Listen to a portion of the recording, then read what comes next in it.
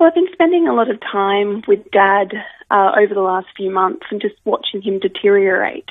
And then I would have friends ask me, how's your dad? And I would originally just say, oh, he's fine, he's doing well. But then it struck me that, no, he's not. He's actually dying. And that's not something that we really talk about. We talk a lot about death and what it means to lose someone, but we don't often talk about the process of actually losing them.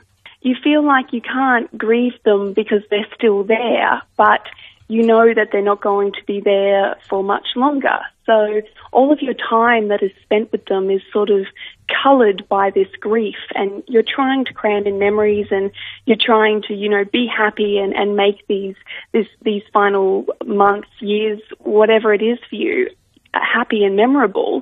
But at the same time, you always know at the back of your mind that there is actually an end date to this, and you know that there is an end date. So there's no real process to go through that. You can't, sit around with your friends and say, oh yes, he's dying and this is what it means, and wasn't this a beautiful memory?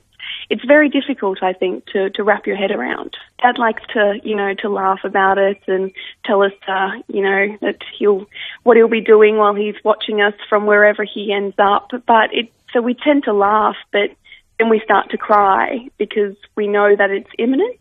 So we all know that it's happening, and we're being very strong in always saying goodbye and always saying I love you. It's a lot about making sure nothing is left unsaid.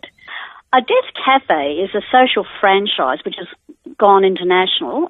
There's been about 712 cafes held all over the world, and it's really just an opportunity to talk about things like Amy's been discussing with her dad. It can get morbid, but no, it really doesn't, because most humans have a sense of humour, and by laughing at certain subjects, like Amy said, her dad laughed it off. It's that release of emotion. It allows you, gives you permission to laugh at things that really aren't very funny sometimes.